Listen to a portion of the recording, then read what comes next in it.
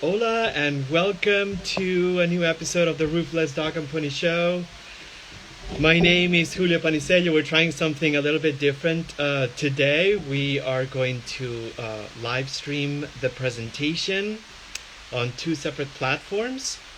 So we'll see what happens, but we felt it was a good opportunity to actually do this live on Instagram and also live on Clubhouse. My name is Julio Panicello. I am the Dream Alchemist at Roofless Painters, a free-range art school, atelier, and gallery for the 21st century romantics. With each episode, each presentation, we reveal the theme of our next painting collection.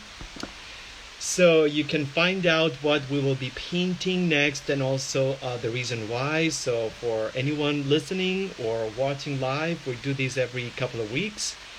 We present a theme that serves as inspiration, and we kind of like talk about the theme, where it comes from, why we're using it, and then during the next following 2 weeks, we're going to host painting sessions, and we're going to work around the theme. So we usually try to connect with contemporary issues. So this is the presentation, the introduction, the time in which we kind of like dedicate to talk about why we're choosing the theme for this next painting collection. We explain where the painting theme comes from and how it relates to our contemporary time. And also we explore different possibilities for visual representation of the concept using images of paintings throughout art history as inspiration, while at the same time using them for stylistic and historical references. So you can find all the episodes on our Instagram account. We have also a YouTube channel, Roofless Painters. We have 79, I believe it's episode 79 presentations. So they're all on our YouTube channel. You can also find presentations on any podcast platform, Spotify, Apple Podcasts, Google Podcasts. So you can just type the Roofless Dog and Pony Show, and you can listen to a bunch of the episodes if you prefer to listen to them later. But now we're also gonna have the episodes recorded on our Clubhouse club, so you'll be able to listen to them also there at any point. So you're welcome to contribute to this presentation with any notes and questions. You can use the chat on Instagram Live, but you can also use the chat on Clubhouse if you are, if you're listening from there.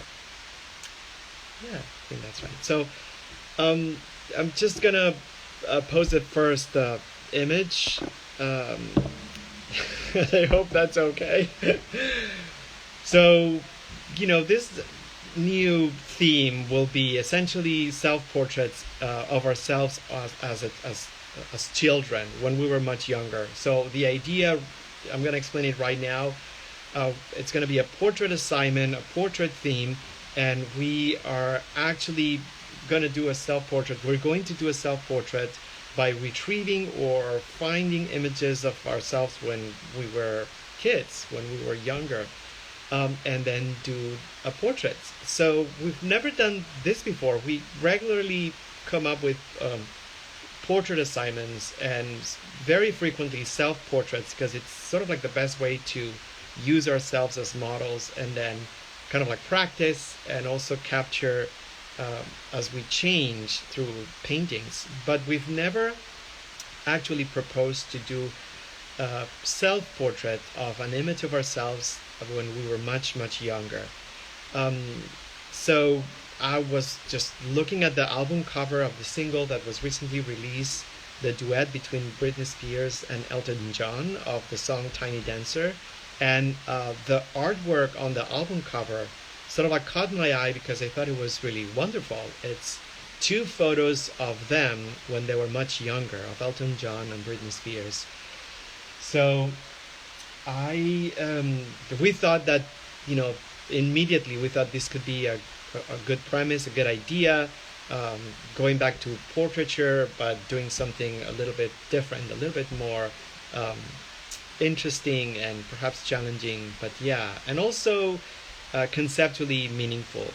So I'm going to show a few paintings of, yeah, let me see if I can do this. I'm going to show a few paintings by artists. It was hard to find paintings or self-portraits, obviously, of contemporary artists as young kids. So we couldn't find any, but we found paintings by artists of either their kids or someone else's kids. So we chose a few images. On Clubhouse, we pinned a link with the images that we're going to talk about. By the way, if anyone's listening for the first time, this is going to take only 30 minutes. So we keep the presentations under 30 minutes. So yeah, essentially we just go back in time and we found by artists that we really love and that we know they're portraitists, and some of them are known. One of them is known for actually doing portraits of children. But this is an Alice Neel painting. It's titled A Spanish Boy, and it was painted in 1955. And we thought this could be a good example of what we are proposing. Again, we're proposing painting a self-portrait using an image of ourselves when we were young, when we were children. So specifically, we wanted to curate, or we wanted to select paintings that were not overly realistic, and they had like a different range in styles, just because sometimes when we think of portraiture, we think, okay, it's just going to be difficult. And also we know that when we think of painting kids, we feel like it's even more difficult. So it's important that we sort of like view or present or show examples of paintings that range widely in different styles. And this is a beautiful painting. It's very figurative, but it's not hyper realistic, and it just has her signature, her way of using the color blocking, even her palette. So the composition, the point of view, the close-up, the posture. One of the things that we were thinking about when proposing or thinking about this theme was that sometimes or very frequently kids are portrayed with parents, and that kind of like gives or takes away a sense of identity and self and autonomy.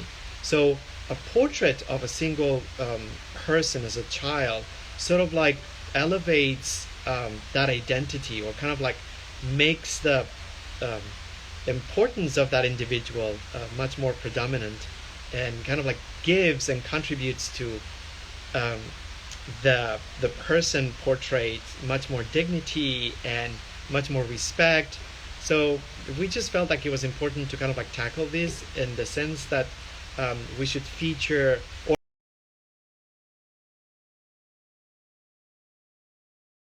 we're proposing featuring just kind of like images of single children without accompanying adults.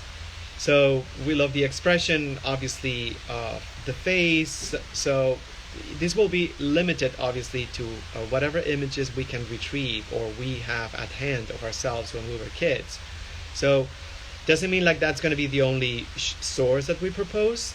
In case you have access to those images, we would love for everyone painting for this collection to use those images. But if you don't have any references, maybe use references also of other children, other images of children. But anyhow, so this was one of the examples. The way she painted, she was very freeing. She was very confident. She wasn't really very picky in making sure that proportions were correct or anything like that. So that's why the subjects on her paintings look very authentic and alive, and not flat or sort of like fully translated without any kind of like sense of personality. So think of that as well when tackling or starting a the sketch and the painting of a portrait, because sometimes we feel like the pressure of complying to what a portrait should look like, rather than just giving room for things that go beyond the literal. So that's one example, and I'm just gonna, by the way, if you're on Clubhouse, you could just click on the link and yeah, and find the images there. But of course,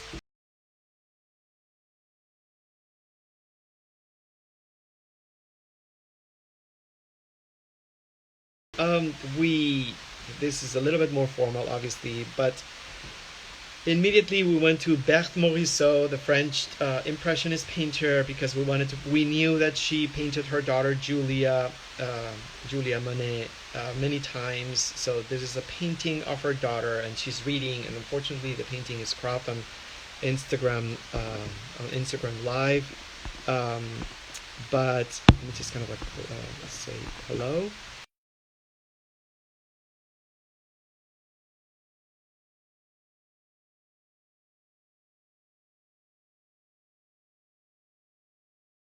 And she's completely autonomous and independent. She's reading, she's very absorbed and present.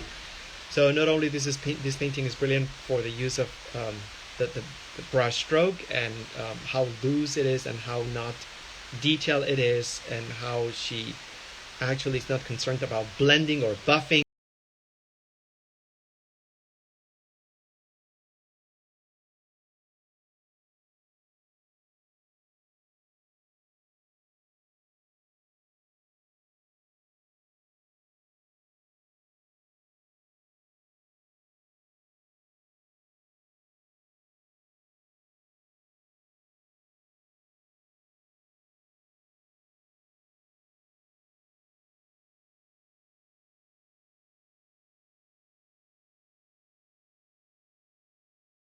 Or doing any of those things that sometimes we get caught up because we think that they're going to make the painting much better, and then we start kind of like overworking. So this is a great example of something that has a very strong base as a drawing, but then the way it's painted, it feels very loose and very dynamic, and it has a lot of movement. So a great example of a painting of a child that doesn't infantilize the child. I think that's something also very important in regards to picking this subject. I think that would be the word, infantilizing the figure. So I'm just gonna move to the next example and see if I can bring another image. If the app allows it, I will.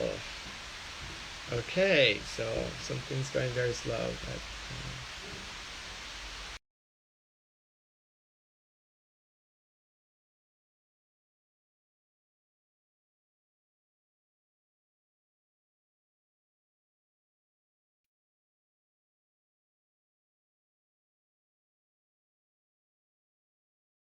is painting. Okay, perfect. Painting a self-portrait using images, photographs of ourselves when we were children, and the idea is to take on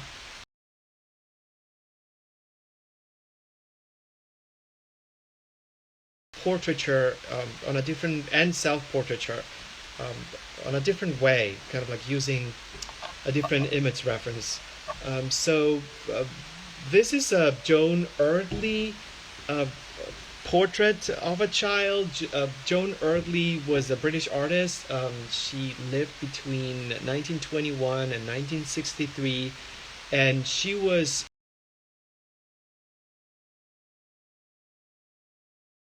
known for her portraiture of street children, or children who lived on the streets, on small rural areas, and in the village of Catterline and surroundings on the northeast coast of Scotland. So she's one of Scotland's most enduring popular artists, and her career was cut short by breast cancer. So Her artistic career had three distinct phases. The first was from 1940 when she enrolled in the Glasgow School of Art through 1949 when she had a successful exhibition of paintings.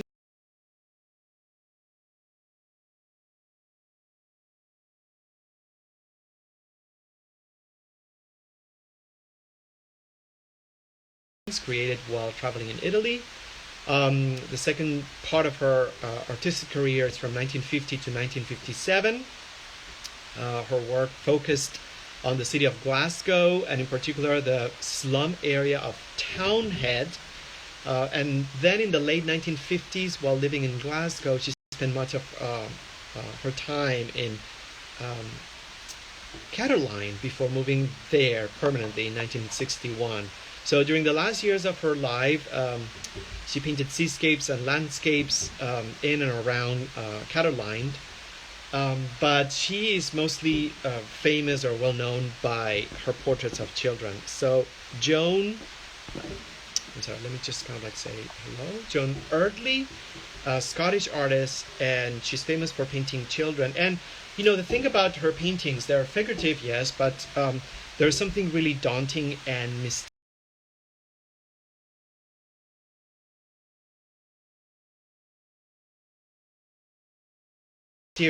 and confronting about the way she painted children. She, again, did not infantilize children on her paintings. She did not try to make things pretty. She did not try to sort of like work on too much detail. She intentionally had this idea of like rendering, translating, or portraying children in a way that felt personal, that felt expressive, and that showed an emotional sort of like charge with the way she tackled the visual elements without going overboard. Her absences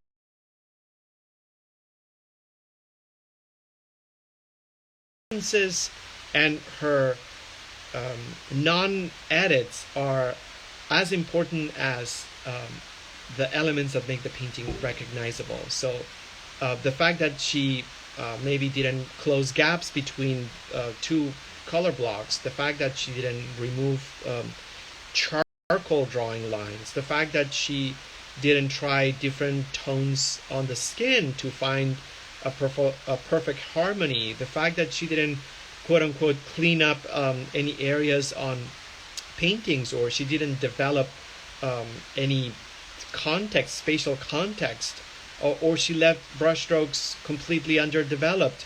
Those are the visual elements that make her work, specifically when it refers to the images of children, so powerful, so striking, so haunting. And I'm using that word as a compliment. We're not used to, or we are associating images of portraits of children with bucolic scenes and cherub-like babies, and you know, the maternal scenes in which babies are protected and sheltered and nourished. So that's why we love her work so much. Unfortunately, we wish she was more of an international or global household name. So I wonder how much of her people know outside of like Scotland. But yeah, we only brought one painting to show as an example, a close-up.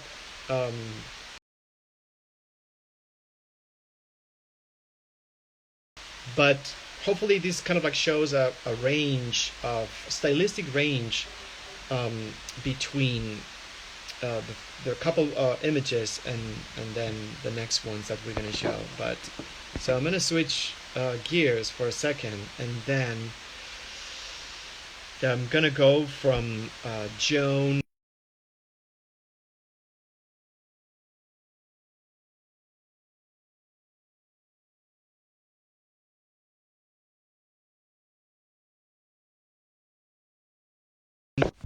Okay, perfect. Yeah, so our third or fourth painting, again, just in case you're joining on the Instagram live or our Clubhouse presentation, which are happening simultaneously at the same time. We are presenting the theme for our next painting collection. We do that as an introduction before we start hosting painting sessions that are going to revolve around the theme. And the inspiration for this theme just came a week ago when we saw the album cover of the single featuring a duet between Elton John and Britney Spears of the song Tiny Dancer. So it's totally random, but the cover artwork features photographs of both of them as children. So we thought it would be an interesting proposition to do a self-portrait, but using an image reference of ourselves when we were children. So, and then what we're doing right now, it's kind of like presenting a few examples and painting of subjects that are children, and all of them are the children of the painters essentially. And well, I'm not sure. I should be more knowledgeable of that. But anyhow, so this is a very famous Mary Cassatt painting, Child in a Straw Hat, painting in 1886. So Mary Cassatt is known mostly for her domestic scenes, and sometimes highbrow people look down on that body of work, and have done so for decades. But she was a very radical painter at the time, and she used domestic images because that was what was close to her, and it wasn't just that she resigned herself to painting babies with other adults, but she just didn't use it as a sort of like a sloppy seconds, but she actually took this genre, if you want to call it genre, and made something incredible. So her body of work, it's just, regarding this genre, it's stunning. But anyhow, so this painting obviously stylistically feels very conservative and classical, although compositionally it's exquisite and beautiful, and the color palette is amazing, and the way she painted the child, well, it's more formal. And we're just bringing this up just because conceptually we feel like this is an interesting framing of or composition of the subject matter, or the focal point, or the figure. And again, it goes back to her painting a child, but not infantilizing this child in a way that, there's emotion and depth on the expression on the face of the child. And there's something about painting a child that doesn't have any adult, or it's not involved in any children-like activities, that feels really confronting and powerful and empowering. And I would even dare to say conceptually it's an opportunity or an offering to revisit memories, is a way, sort of like to, if you will, why not, to escape present time and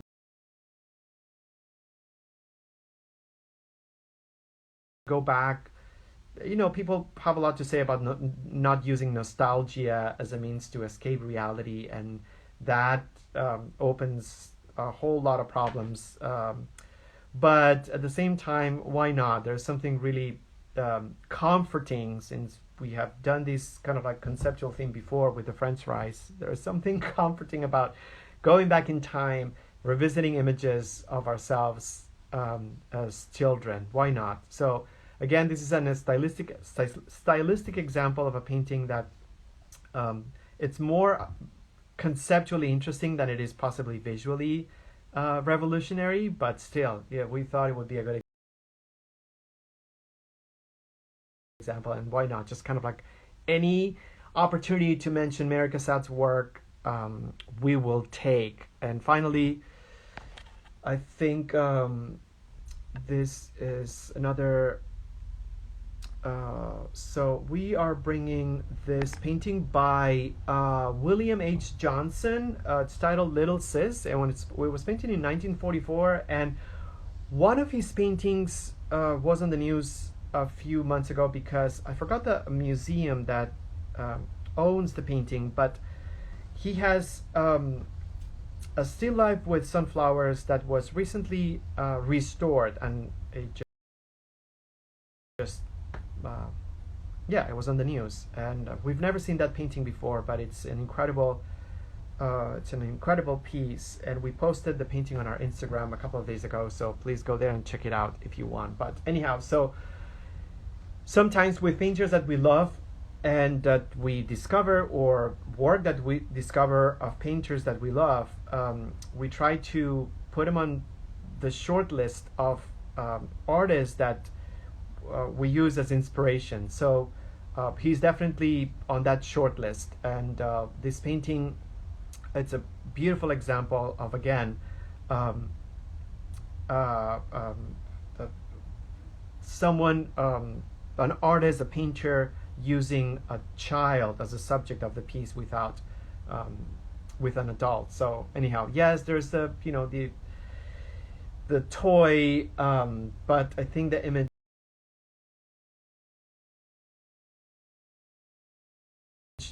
it's just really beautiful in the way it's arranged. Unfortunately, it's cropped on the screen, but the way it's arranged, the color palette, and I think it's conceptually also really powerful and showing a lot of emotion. So this was painted in 1944. William Henry Johnson, William H. Johnson. He lived between 1901 and 1970. He was born in Florence, South Carolina. He became a student at the National Academy of Design in New York City, and working with Charles Webster Hawthorne, which we don't know who he was, but we will find out when we do our first webinar. And he later lived and worked in France, where he was exposed to modernism after Johnson married Danish textile artist Halcha Krake. The couple lived for some time in Scandinavia. There was influence there in Scandinavia. He was influenced by the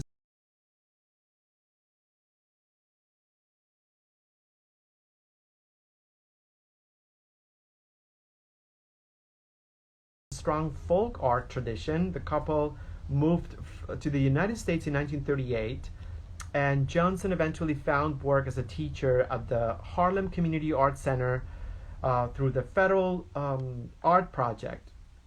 So his style moved or evolved from realism to expressionism to this super powerful folk style for which he is best known. So there's a substantial collection of his paintings, watercolors, and prints at the Smithsonian American Art Museum, and I think this painting is part of that collection.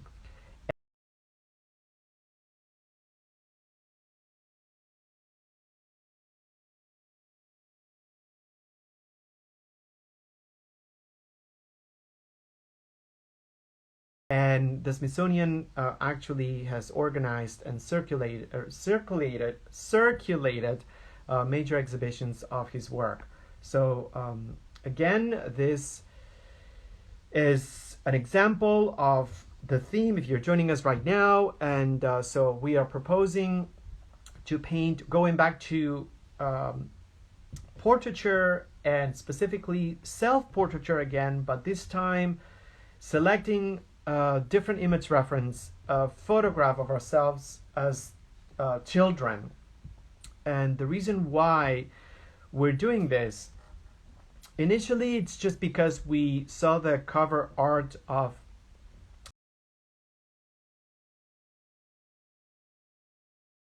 the single released by Elton John and Britney Spears of the song Tiny Dancer, and on the cover album of the single, there's a photograph of each one of them when they were kids, when they were children. So there's such great images, and there's such sort of like positive energy radiating from those images that we thought it would be interesting to mix portraiture and self-portraiture, and sort of like get inspired to do the same thing on a painting. So that's one of the reasons. But obviously, as the week went on, we started picking up signals and messages about childhood and children and people talking about memories when they were children of things that don't happen anymore. And there's so many levels and layers and folds that are involved with this conversation that we hope we can have when we paint this together in any of the sessions that we're going to host in the next couple of weeks. People not wanting to have children anymore just because they feel like the world is not worth the suffering that they're going to be exposed to, again, as a form of escapism. It's kind of like going back in memory lane, or whatever that expression is used, however it's used, and kind of like escape the current time by thinking how times were better before, and using nostalgia as a way of like finding comfort. I don't know. We're excited to look forward to creating these portraits of ourselves. We hope that you enjoy this presentation. We also hope that if you're joining us right now,